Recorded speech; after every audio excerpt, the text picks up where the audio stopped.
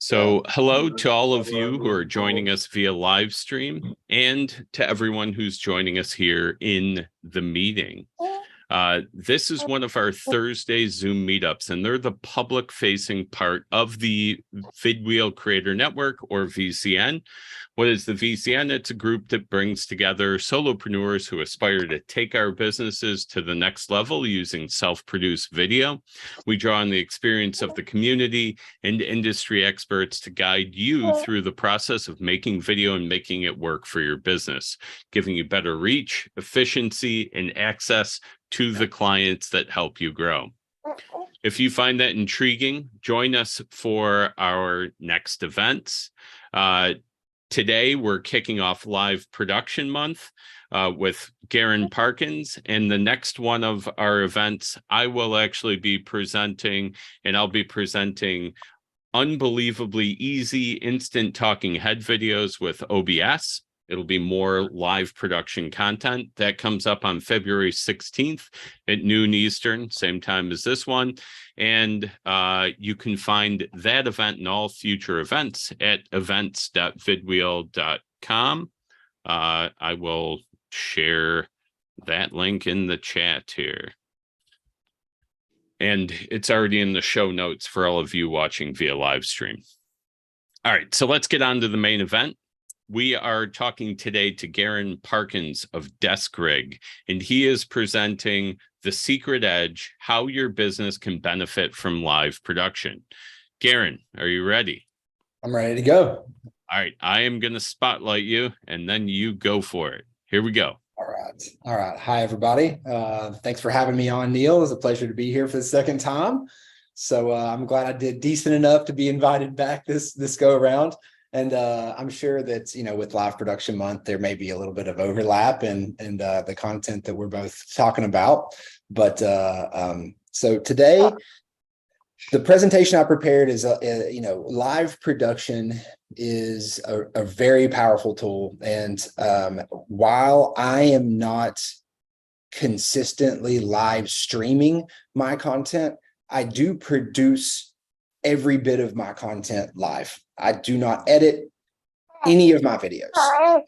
And I think that, and we'll get into this a little bit, but it's an efficiency tool for me as a solopreneur that allows me to keep up with the amount of content that I want to produce, continuously being able to reach my audience and produce content that's engaging and professional, and it's exciting. And so let's go ahead and hop into the presentation. So go to there. Sure, there we go. Okay, cool. My buttons are working. Great. So we're going to be talking about how to use live production techniques to supercharge your content creation and your video calls, honestly, because I'm using the same tool for recording, for video calls, and for live streaming. And that's OBS, the best virtual working secret weapon for solopreneurs. So let's hop in. So solopreneur marketers or content marketers, they have a big problem. Video production is challenging. It is time consuming. It's expensive. Your resources are limited. Your time's limited as a solopreneur. But at the same time, we all know that the best way to reach new audience and to tell our story and to gain traction is to get in front of more people. And video currently is the best way to do that. And editing's okay. There's nothing wrong with learning how to edit video, but it's kind of like learning to be a mechanic so that you can drive a car. At least from my perspective, I'm not going to be producing a full feature film. I'm not going to be doing extremely high-end production work for motion graphics or a lot of those other things. And so for me, while I do have a degree in digital media and I spent a lot of time editing years past, I found that it's time consuming. And I don't want to pay a video editor to edit my videos either, but I do want to continuously maintain a high level of professionalism, and so I can paint my brand in the best picture possible. And that editing process wasn't built for everyday video. It was built for the days where, we're making commercials or there's a film. That's what editing was really, at least from my perspective, designed to accomplish. And the solution, luckily for everybody here, is really simple. And it's using live production tools, real-time editing, to reduce the time it takes for you to publish a video. And so every video, hopefully we can all connect on LinkedIn. All the videos that I create take at maximum an hour, start to finish, to make, from writing to recording to the publishing process. And again, kind of cutting that editing out, which we'll talk about. So reducing or eliminating post-production efforts by leveraging live production. So what is live production? And I think most people, when they think of live production, they think live streaming specifically. But in this context, I'm talking about just creating videos in real time and doing that through a tool that would typically be used to ultimately click start streaming. When you think of those, the kind of live shows. And this approach to content creation is used pretty sparingly, as far as I understand, in the market, but using software tools to enhance your videos in real time. And again, OBS, vMix, Ecamm Live, there's a ton of live production tools on the market that you can use. Obviously, I'm a big fan of OBS, and I know Neil is as well. So what live production allows you to do is be more agile and flexible and efficient to create your videos, your content marketing, and it still allows you to maintain that super high level of professionalism where you can bounce around to different things, that you can bring up different items while you're presenting your presentation, share your screen, share a presentation. Oh, that restarted. So whereas your old workflow was, big portion of that was planning and writing your video.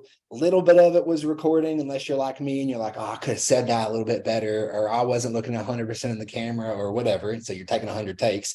But then a big portion of that turns into clipping clips, putting those together, adding your music, adding a title slide, adding the cover thumbnail, all of those things that are really repeatable. It's something you're doing over and over and over in the same way. And a lot of people do have production templates in Premiere or Descript or whatever your favorite editing tool is, but it's still time consuming to move all the clips into there. Have them saved locally because you can't edit them from the cloud, right? And then rendering those videos out, and then finally getting to the publishing process. And so for anybody who's a perfectionist out there, editing video, producing video in that way can be arduous and frustrating. And so my process now is that I spend the majority of my time planning new content topics, thinking about what are the best hooks that are going to get people to watch my video, what's the best way to reach the audience I'm looking to reach, which is the most important part, frankly, of your content marketing efforts. It's the content itself, not the editing and the recording and the publishing. That should be the very least of your worries when you're a content marketer.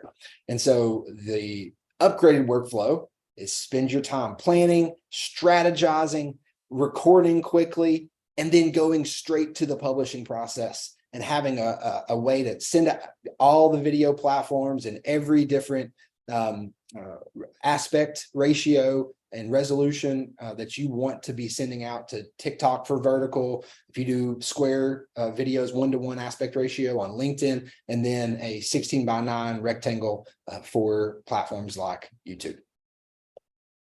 So what do you need? And I should have updated this slide to 4 simple ingredients. So forgive me, but I changed this slide at the last second.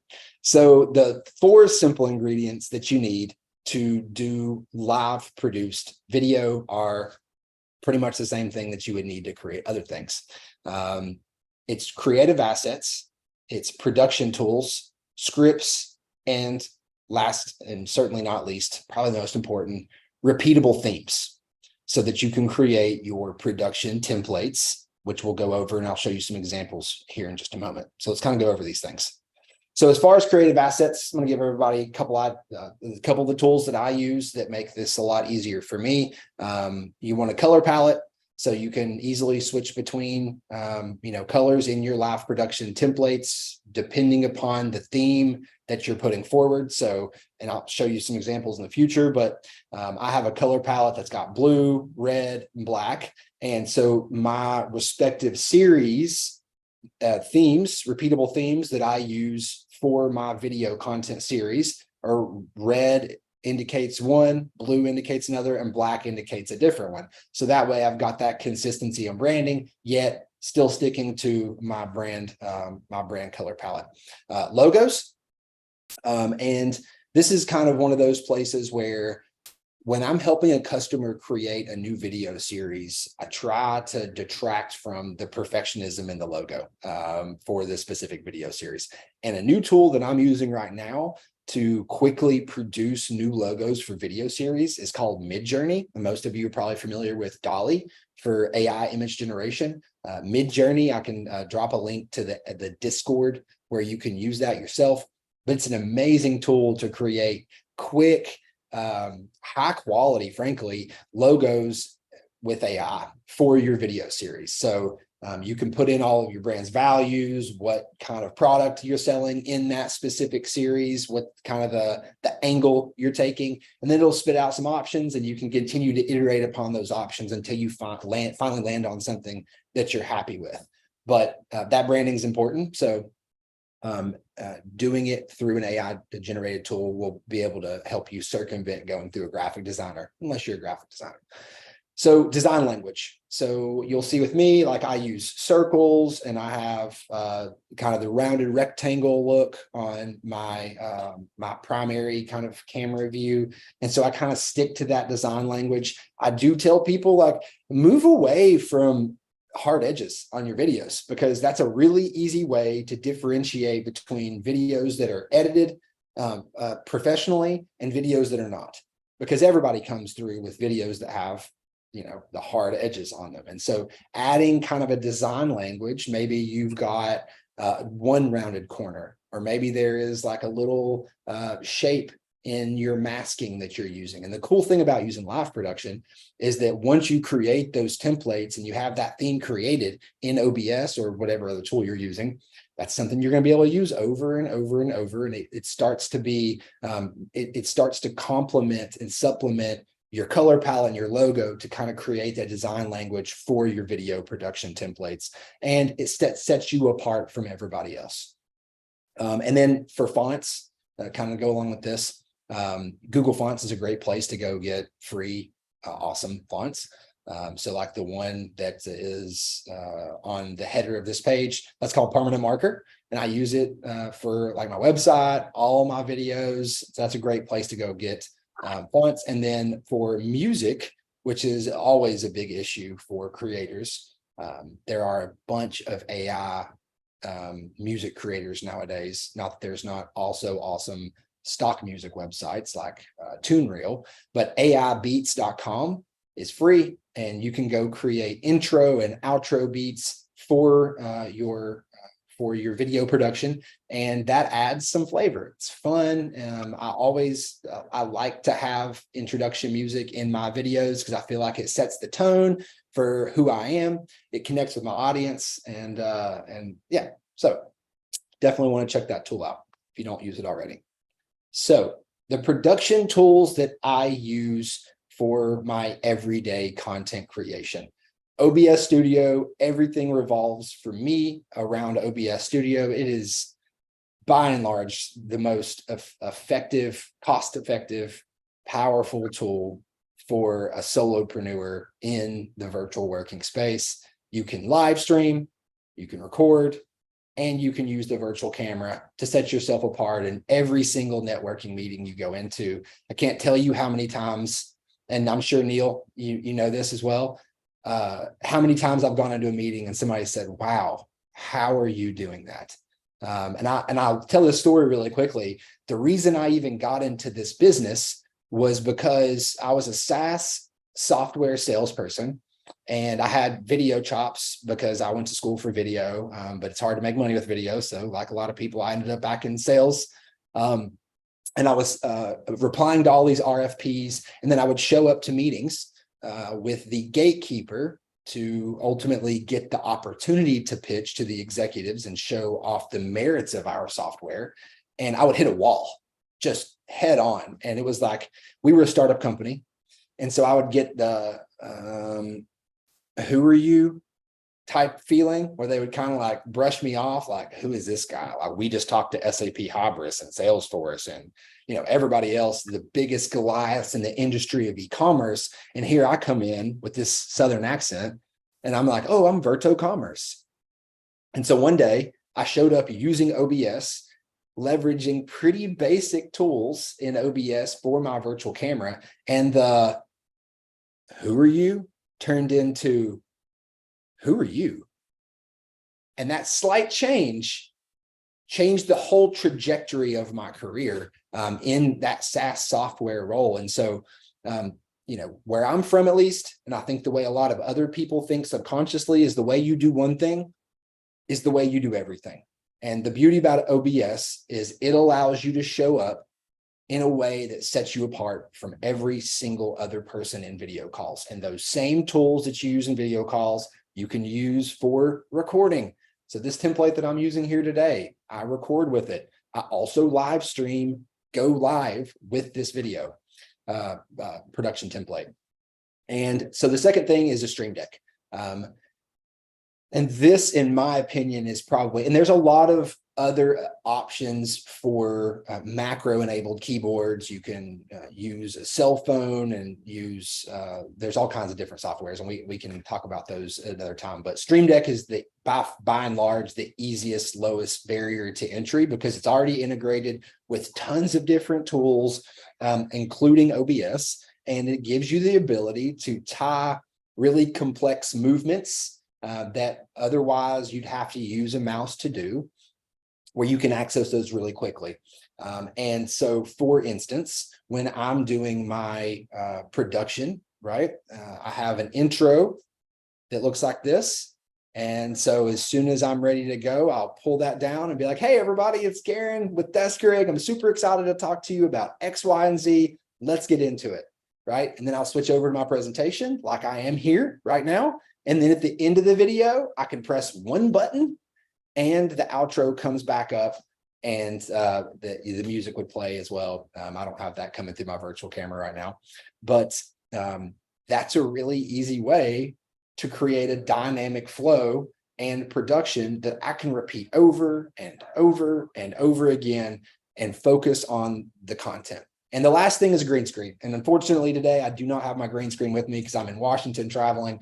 But that, at least in my opinion, is a really awesome way to additionally set yourself apart from the competition. It allows you to be immersed in that environment, that branding environment, and kind of that design language that you've created when you thought about creating this series. It's great for privacy, but you can get green screens, I'm sure most of you know, from anywhere between $50 and $200, and probably you could just paint your wall green as well. But it's really a powerful tool for content creation, and I think that it seems like a big lift to implement a green screen, but I can tell you for sure it is not, and the payoff is really huge. So as far as writing scripts, so the another element to this recipe, it's not ever been easier to write a decent script for a video.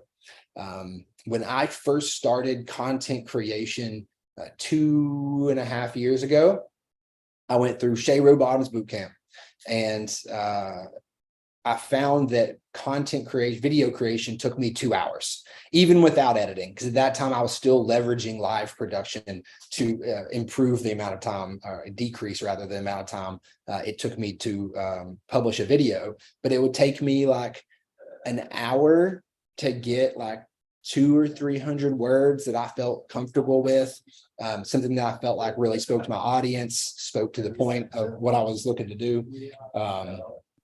Those guys are loud. and then it would take me about 30 minutes to record, and then it would take me, another 30 minutes to get out on LinkedIn and TikTok or the other platforms I was publishing to, and then also engage with my audience. But now with tools like Chat GPT and Jasper, so Chat GPT, if you've not used it, I'm sure you've seen it all over LinkedIn. But if nothing else, using it to generate ideas is super, super nice. Jasper is a paid tool, a little more structured for content creators and business people. It gives you a little more of a clear and concise way to enter, kind of almost fill a form out, and then it spits out a script. And then you can take that script and wordsmith it. And so what I've been doing to create good content is I'll work on a list of topics that I want to create videos about. I got a really good tip recently about this from another creator. If you go into LinkedIn and type in a question that a customer asked you, or Google, I'm sorry, if you go to Google and type in a question that comes up a lot with you in your customers and your prospects and your sales meetings out in the field, Google then will show you people also asked, right? There's like a little list below like the second or third search thing. And if you click on it, it will expand, and then it will actually create more lines that continuously. So if you just keep expanding those, it will keep creating new ones. And those are based upon, what Google sees that are relevant to that question that you've already created. So it's a great way to generate a ton of ideas really quickly around a specific topic. And then, so that was really helpful to me, because I know those are search terms that are already being hit for SEO perspective, for instance. And then you can take those things and either use Chat GPT to expand upon those and reiterate and recontext those specific things, and then use Chat GPT also, or Jasper, to dial in the perfect hook, which for me is, for whatever reason, is a really difficult thing to do, because I don't like to in that type of language, right? Like I like to be plain English, but that's not what gets people to watch your content. So it's really never been easier to write great scripts, get great hooks, and be able to dial in the different topics that you're going to ultimately be speaking about. And so, repeatable themes.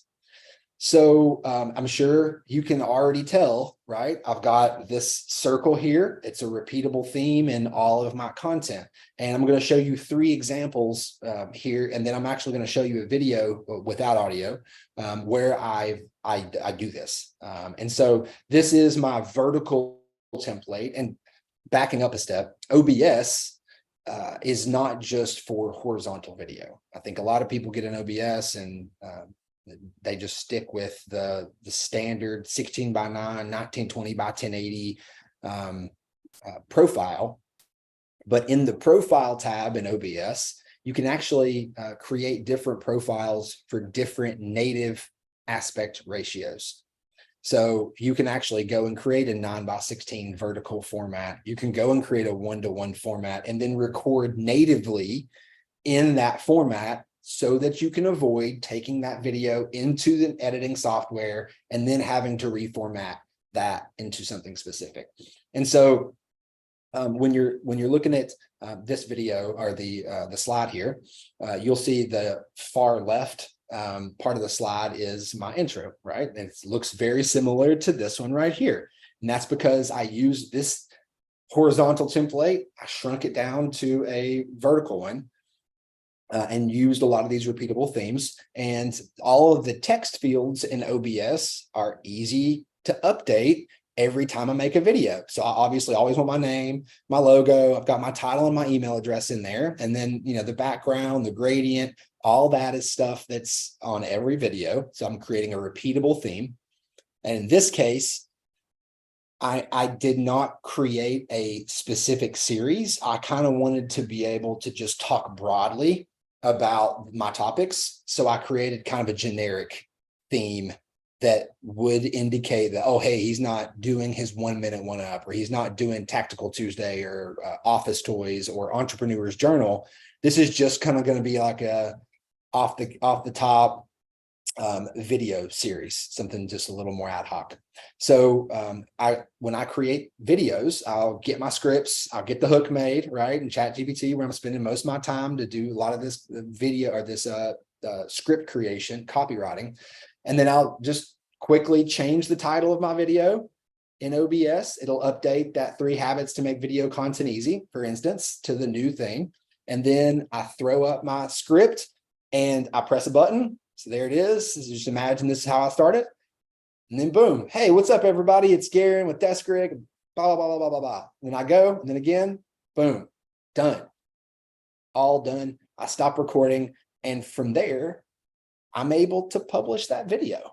I don't have to edit it anymore. I don't really need to do anything else. And especially with LinkedIn now doing auto captions, you really don't even have to put captions in here. However, OBS also does that as well. You can literally put fonts on the auto captions tool that is inside of OBS, and that will pop up in your OBS as well. And so here's an example of a Square video that I did. And in this case, talking about repeatable themes, going back to kind of that topic, you'll see that the series name, the product, the episode number, and the call to action at the bottom of the video are all places where I can create a little bit different of a video, by not just the content, but I can literally go in and just change the series name from Office Toys to a different series name. I can change the product to the product I'm reviewing. In this case, this is the Office Toys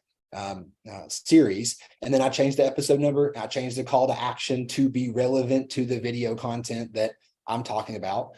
And again, I press one button, and I'm going to show you an example of one of my series where I didn't just do a flat intro and outro screen. I actually have a video tied to it, which is really cool.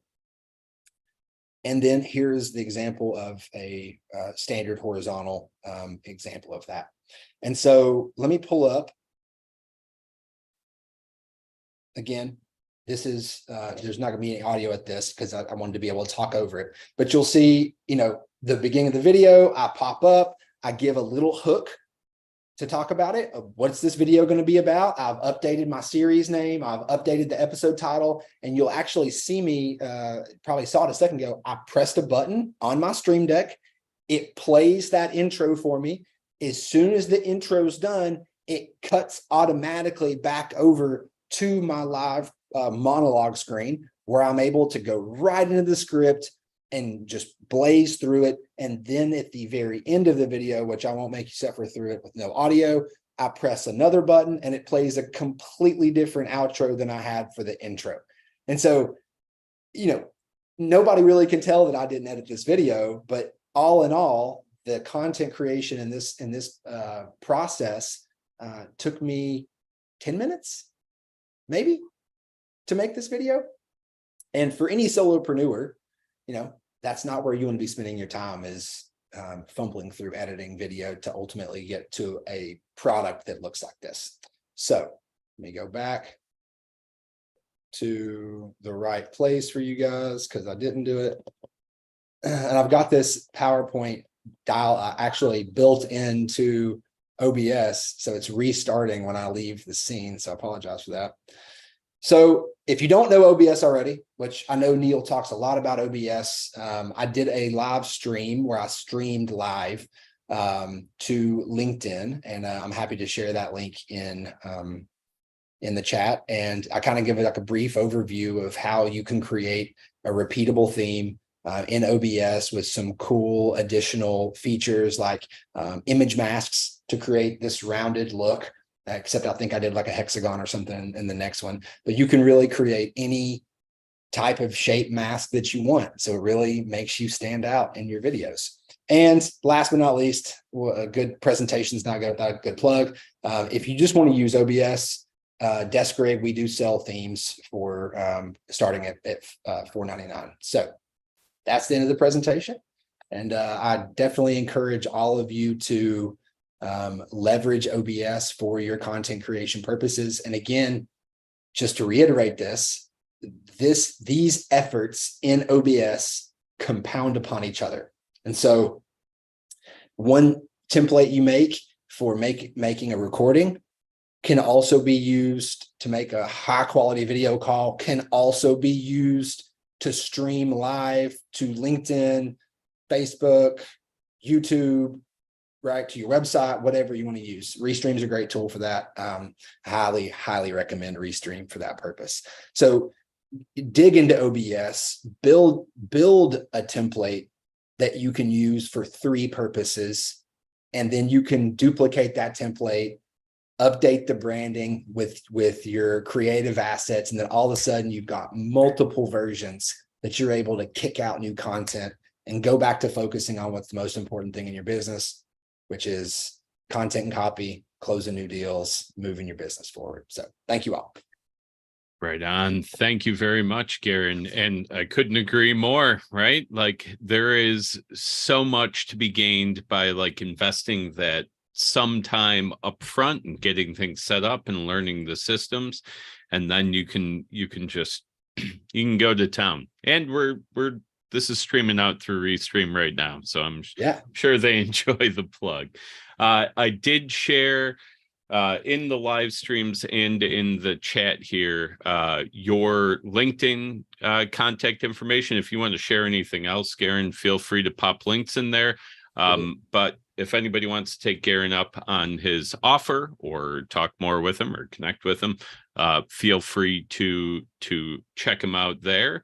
And with that, we are open for questions. If you have questions and you are in the meeting here, feel free to do the hand raise thing. Actually, you know what? I'm going to take you off spotlight here, Garren, and then I can see everyone. So you could do either the traditional hand raising or the digital hand raise. And you can ask your question. If you have questions via live stream, you can pop them in the chat. So do we have any questions? Ryan's got one. Yeah, that was fantastic, Garren. Thank you so much. And Neil has, alluded to OBS for a while now, so that was huge to see some of the other additional things it can do. So I really need to dive in more. The Stream Deck that you mentioned, which is there a specific one you recommend? Okay, and is that like find on Amazon type thing, or do you have? Yep, I think this is the original version. They have what they call the MK2. There is no difference, honestly, as far as I can tell. I recommend, I think this one's like $119, the other one's like $150. And the additional $30, you're not really getting anything but a nicer stand. And you can order a really nice stand off of Etsy that somebody's 3D printed and created themselves. That's one of the reasons I got into 3D printing. But yeah, this is the one you want to get. You don't want to get, well, okay, I'll take that back. I started with the 6-button one because I didn't want to spend more money. I really did. I started with the 6-button one. It's $99. It's like lowest cost entry to get one. You can also get the phone app. So there's a application, Stream Deck application on Android and iOS, and it does the exact same thing that the dedicated device does. That said,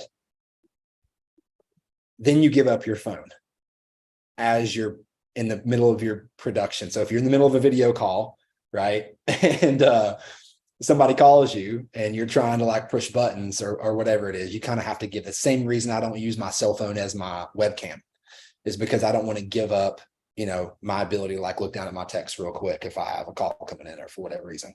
And Stream Deck does a lot more than control OBS. You can control different applications with it.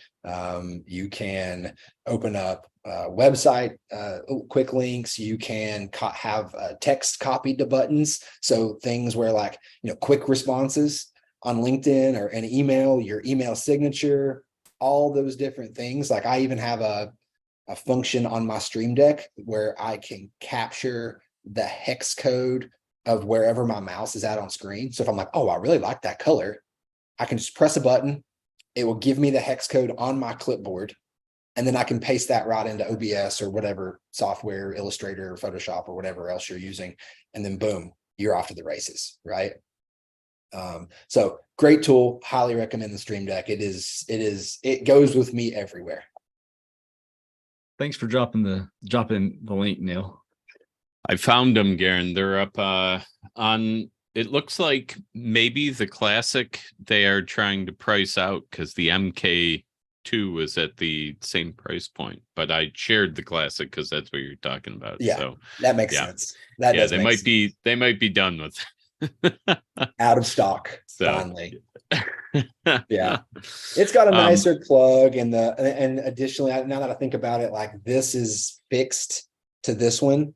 Yeah. Whereas on the MK2, it's a plug that's on the back, and it actually, like, it's a USB-C that you can take out.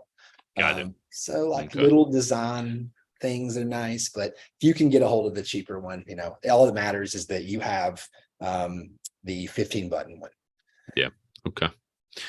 Excellent. Any other questions? Whitney. Oh, you're muted. I'm sorry. I muted you earlier.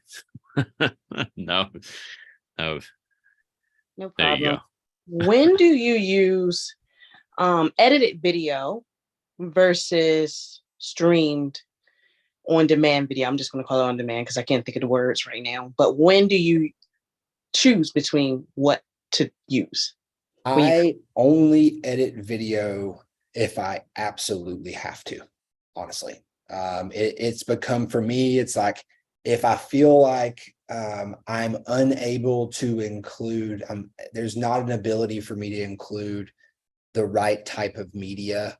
So for instance, like if I was talking about something in a monologue and I realized it would have been really nice to have a clip of that thing in the monologue between me talking about it, and I don't want to go back and re-record it or go back and upload that video to my OBS so that I can re-record it in that way. And a lot of times I will go ahead and just do that up front through my planning process and storyboarding process. I'll know, like, hey, I'm going to talk about, in this presentation, for instance, I've got this deck that I'm going to use. And so I already had it kind of preloaded into OBS to toggle over to, and then I already have it ready. So I just press a button on my Stream Deck, boom, like this, and I've got it pre-built. This could be a video, just like I showed a second ago, like boom, right there.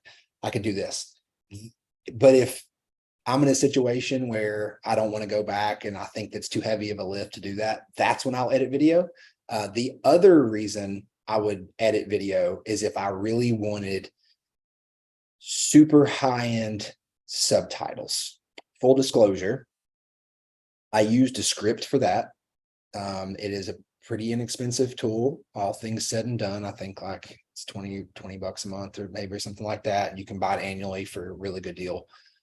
But it takes about 5 minutes to add those subtitles. And that's the only thing that I'm going to do when it comes to the editing process, if I can help it. So rarely, if ever, do I edit video anymore. And I have the full Adobe suite, and I know how to use Premiere, but I just find it time consuming, and rendering video then takes more time. And like, I'm sitting around rendering video, I can't really do too much with my computer because all the power is being sucked up.